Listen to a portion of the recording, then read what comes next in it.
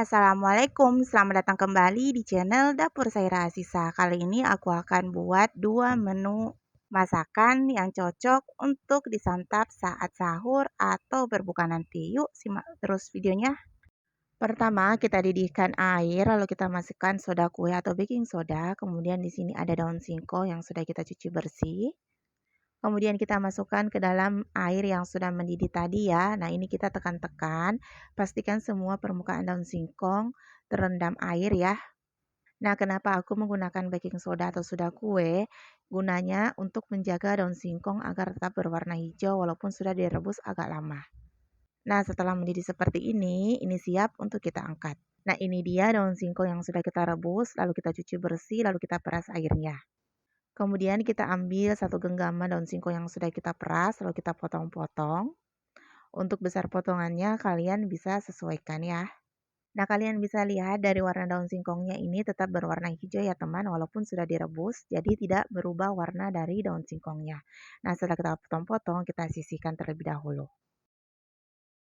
Selanjutnya kita akan siapkan bumbu yang kita akan gunakan. Di sini ada cabai keriting, bawang merah, bawang putih. Untuk banyaknya nanti kalian bisa lihat di description box ya. Kemudian ini semuanya kita ulek. Karena aku buatnya untuk di rumah aja, jadi kita menggunakan ulekan aja ya teman. Nah, jika kalian ingin buat porsi banyak, kalian sebaiknya menggunakan blender. Nah, kira-kira teksturnya seperti ini siap untuk kita tumis. Tapi sebelum menumis, pastikan minyaknya udah dalam keadaan panas, lalu kita masukkan bumbu yang sudah kita ulek, lalu kita tumis bumbunya hingga wangi. Kemudian di sini aku tambahin 3 sendok makan ebi. Nah, jika kalian gak suka, kalian boleh skip. Nah, di sini aku masukkan semuanya, lalu kita oseng-oseng si ebi dan bumbunya hingga benar-benar matang. Nah, kali ini aku menggunakan telur ya, jadi boleh dibilang tumis daun singkong ini termasuk menu spesial karena menggunakan telur. Nah, jika kalian nggak punya telur, boleh di skip ya. Kemudian ini kita aduk-aduk hingga tercampur rata sampai telurnya matang. Agar nggak terlalu kering, di sini aku tambahin air kira-kira 100 ml atau kalian bisa sesuaikan ya untuk tambahan airnya pada saat kalian buat. Nah, setelah mendidih seperti ini, kita masukkan daun singkong yang sudah kita potong-potong. Kemudian ini kita akan aduk hingga tercampur rata. Pastikan semua bumbunya tercampur dengan daun singkong. Kalian boleh tambahin air biar bumbunya benar-benar meresap.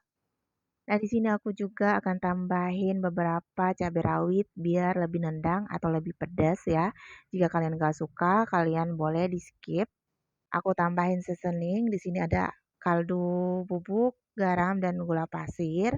Kalian bisa koreksi rasa, kurangnya apa, boleh kalian tambahin ya. Nah, ini kita aduk hingga tercampur rata. Nah, ini boleh kita masak hingga airnya susut. Nah, jika kalian ingin ada kuahnya, boleh dimatikan aja kompornya ya. Ini udah matang. Kemudian kalian siapkan piring saji, lalu kita tuang tumisan daun singkongnya ini ya. Nah, ini adalah salah satu menu harian sederhana, irit kantong, dan pokoknya rasanya enak. Ini kalian bisa sajikan untuk keluarga tercinta atau dijadikan ide jualan lauk pauk. Nah, selanjutnya untuk menu kedua kita akan buat ayam goreng yang super simple. Yuk simak terus videonya sampai selesai ya. Di sini aku menggunakan ayam sebanyak setengah kilo. Aku potong-potong seperti ini ya teman. Kemudian di sini aku menggunakan cuka sebanyak 2 sendok makan. Bawang putih 8 buah yang kita tumbuk halus. Nah, ini sengaja bawang putihnya aku banyakin biar lebih gurih ya teman. Nah, di sini aku juga tambahin kaldu ayam sebanyak 3 sendok makan. Nah, ini nanti kita akan campur dan kita akan marinasi dengan bumbu ini ya teman. Nah, ini kita pijat ayamnya perlahan agar semua bumbunya ini meresap. Kenapa aku memakai cuka? Karena cuka itu akan membantu bumbu-bumbu itu lebih mudah meresap ke ayam ya atau ke daging ayam. Nah, ini ayamnya kita pijat-pijat seperti ini agar bumbu-bumbunya ini lebih lengket ke ayamnya ya teman. Kemudian di sini aku tambahin tepung tapioka sebanyak 4 sendok makan. Nah, tepung tapioka ini gunanya nanti akan membuat ayam lebih lembut. Jadi agak renyah di luar dan dagingnya itu lembut. Nah, ini kita diamin selama 30 menitan. Nah, jika kalian ingin diamin agak lama, kalian bisa simpan di lemari es ya teman. Nah, ini kita sisihkan terlebih dahulu. Selanjutnya di sini aku akan buat sambalnya. Di sini aku menggunakan tomat, bawang merah, cabai keriting, dan terasi, juga cabai rawit. Nah, ini kita potong-potong cabainya biar nanti pada saat kita goreng, cabainya ini enggak meleduk ya teman. Nah, untuk lebih jelasnya bahannya nanti ini kalian bisa lihat di description box ya teman. Nah, ini bawangnya aku potong-potong seperti ini biar matangnya lebih merata. Juga tomatnya di sini kita bagi menjadi beberapa bagian ya agar memudahkan saja nanti pada saat kita goreng. Selanjutnya kita tuang minyak di teflon. Kemudian kita masukkan bawang merahnya. Kita cemplungin aja semuanya. Kemudian kita masukkan cabai terasi. Juga nanti tomatnya ya sekaligus kita masukin ke dalam teflon. Lalu ini kita aduk-aduk sampai benar-benar layu. Nah, ayam goreng ini kalian bisa sajikan dengan sambal mata, sambal terasi seperti ini, sambal tomat juga boleh, atau sambal bawang juga ini mantap banget. Tapi kali ini aku mau buat sambal terasi ala-ala dapur Sahira Asisa ya teman. Nah, ini kita tumis aja bumbunya sampai layu. Nah, setelah layu, kita tuang deh ke cobekan seperti ini. Nah, setelah itu ini sambelnya kita ulek. Untuk teksturnya di sini aku mau sambelnya ini enggak terlalu hancur ya, teman. Jadi kira-kira sambelnya seperti ini aja. Kemudian di sini aku masukin tomatnya. Nah, setelah tomatnya kita cemplungin, di sini aku pakai kaldu bubuk ya. Di sini aku pakai setengah sendok teh. Nah, ini kita ulek lagi sampai benar-benar hancur. Nah, kali ini aku mau tekstur cabenya ini masih ada. Nah, kira-kira seperti ini. Kemudian di sini aku tambahin dengan gula pasir sebanyak setengah sendok teh. Nah, ini kita ulek lagi sampai benar-benar tercampur rata. Nah, selanjutnya di sini aku akan siram dengan minyak panas ya teman, bekas penggorengan cabai tadi. Nah, aku panasin lagi minyaknya, terus aku siramin seperti ini. Jadi ini cabenya benar-benar matang ya. Nah, setelah seperti ini kita sisihkan terlebih dahulu ya. Selanjutnya kita lihat ayamnya. Nah, ini sudah 30 menitan. Ini siap untuk kita goreng. Kita panaskan minyaknya dulu sampai benar-benar panas. Kemudian kita turunin ayamnya. Nah, pada saat menggoreng ayamnya ini, pastikan minyaknya ini benar-benar dalam keadaan panas ya, teman.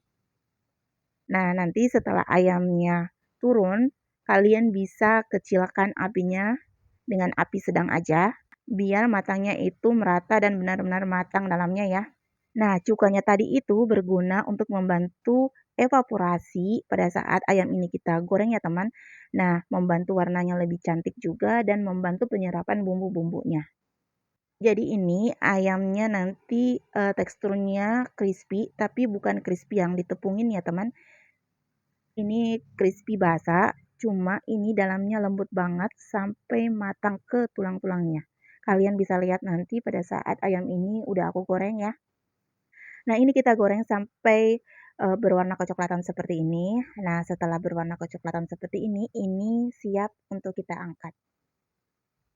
Nah, setelah kita angkat, ini kita tiriskan dulu minyaknya ya teman, sampai benar-benar kering dulu dan agak dingin ya.